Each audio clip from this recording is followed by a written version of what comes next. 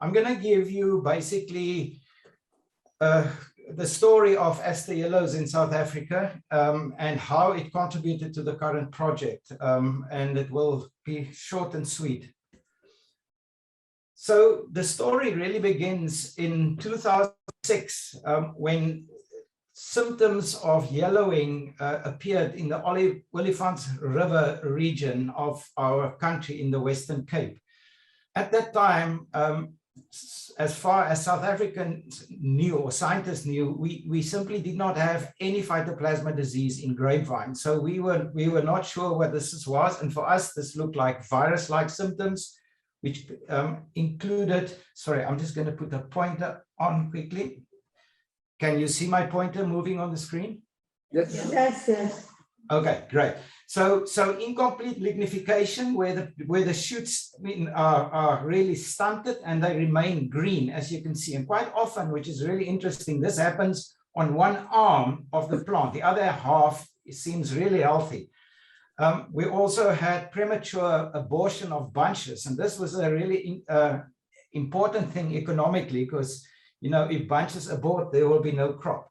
And then obviously, depending on on white or red cultivars, you'll see either the yellowing or the reddening of leaves. So this was really perplexing, and it became a real issue when in about 2 seasons' time, this disease symptoms started spreading to other wine-producing regions, especially the Breede River Valley. And also, based on what I told you with fruit drop, the producers started experiencing significant yield losses. So the problem became a real economical one, and the industry in South Africa sort of approached a few of us, and I think all of the members of the original phytoplasma team are attending this meeting virtually, I think. So we will hear from all of them. But the questions posed to us initially was, what is the pathogen? Obviously, if it's not the virus, what is it? Very important is, how do we detect it? Will there be a test to detect it? And then when it started spreading, how widespread is the problem, both from a geographical point of view, as well as from the wine cultivars perspective. Is this only limited to certain wine cultivars, or is it a general problem in all varieties of grapevine? Another question was, how does it spread? How did it spread from Olifants River to Breede River Valley? And then finally, is there any advice as to how to control this disease?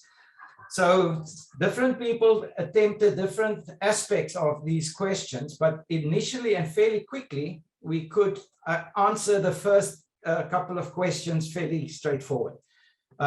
The identity was, once we got a hint that it might be a phytoplasma, the obvious thing was done.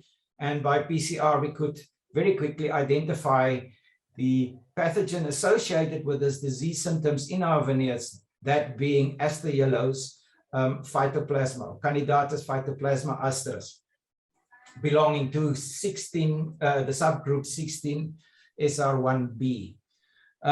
Again, for the detection, it was fairly straightforward. At the time, there were really well-established PCR protocols for detection. So all we had to do is really do a little bit of optimization in terms of extraction and optimizing PCR conditions for our situation.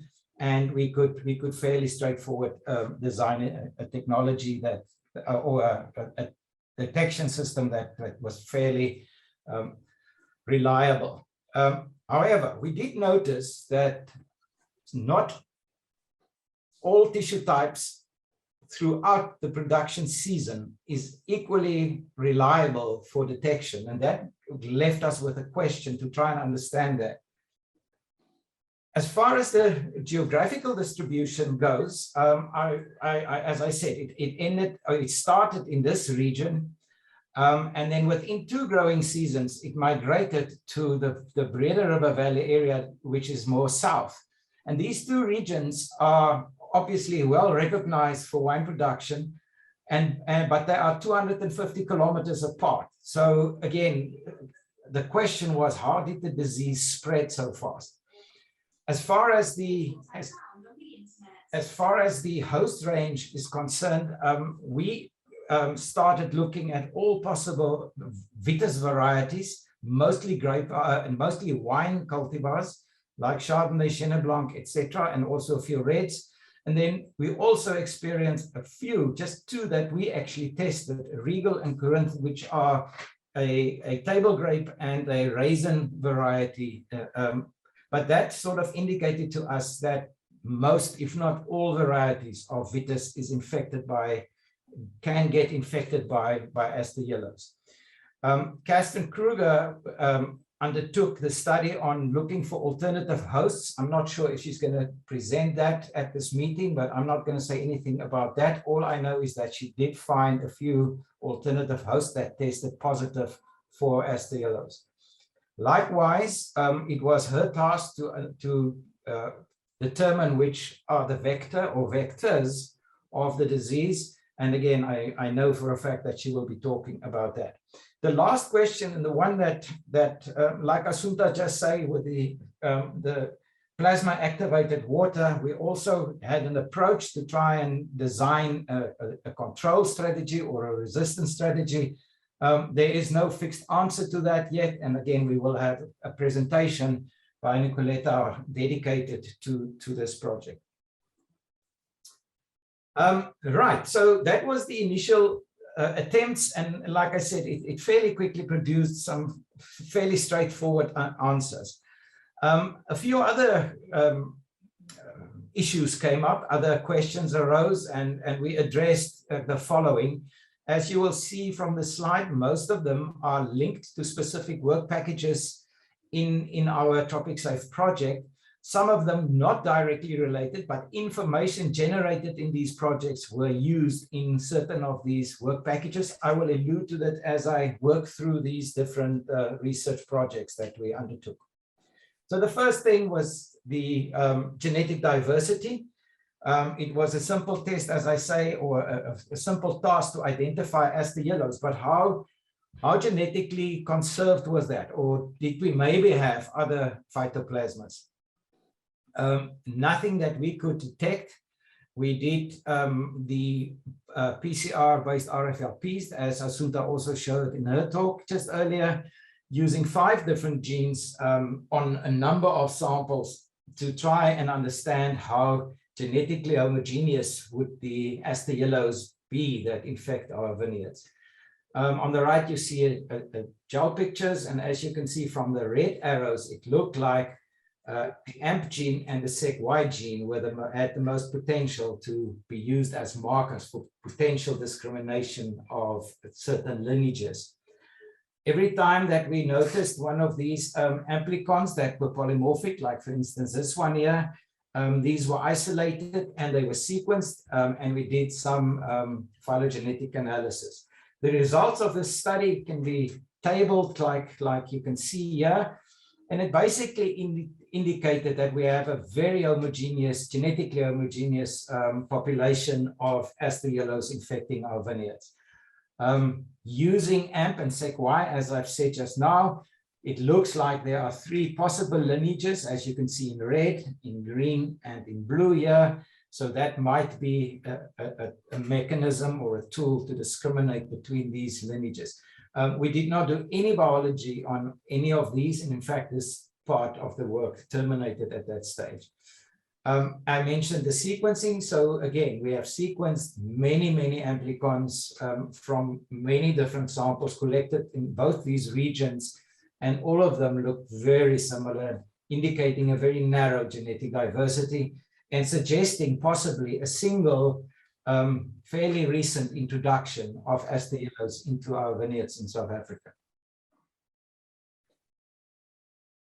The other aspect that we noticed was the inconsistency in detection. So we started the project looking at both the spatial and the temporal distribution of aster yellows in plants, in individual plants. So we identified these plants, and we, as you can see at the bottom right here, we really took samples from all parts. We even dug, we got the producers to allow us to sacrifice these plants from a vineyard, and we dug them out and we sampled from their roots underground, and we tested all these tissue types for the presence of aster yellows.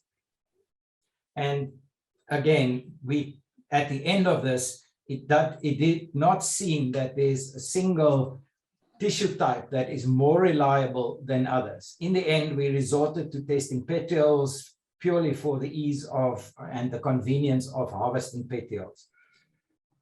The other aspect, the temporal distribution, we started the project many years ago. Oh dear, who's scratching on my screen? That's interesting. That's not, thank you, whoever did that.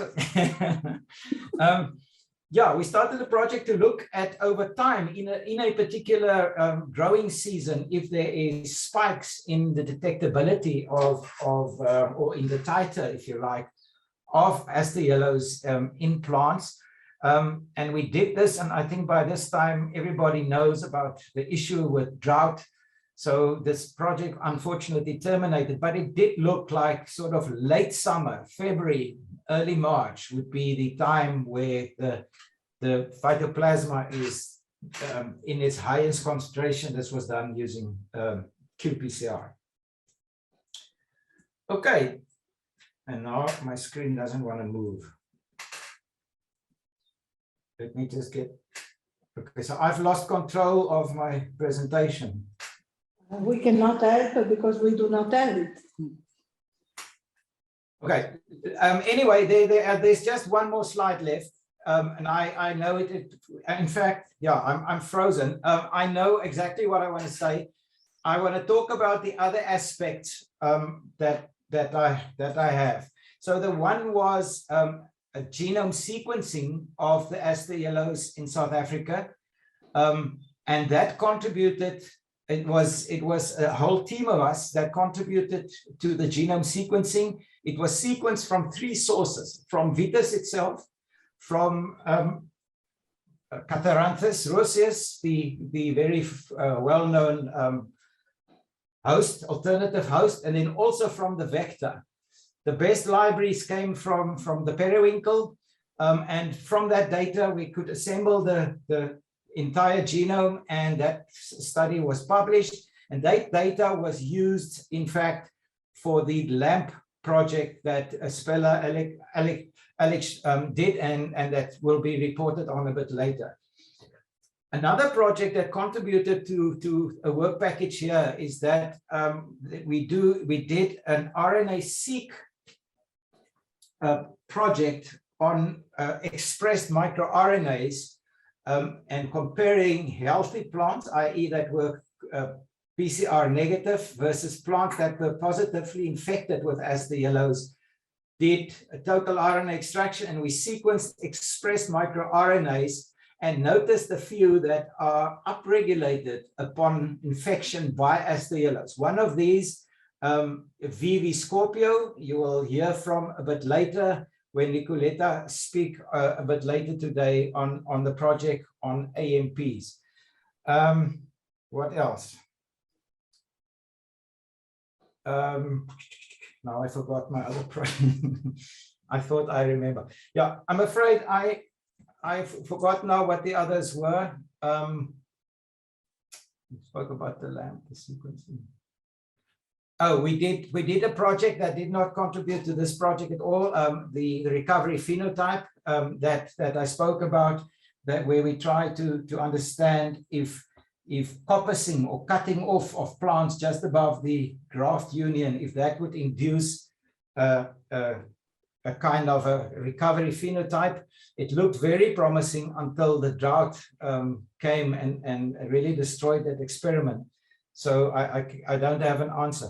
I was just wondering, Assunta, and I did not ask you after your presentation, if it is possible that the plasma activated water also has a recovery phenotype induction kind of action to give you the results that you have seen.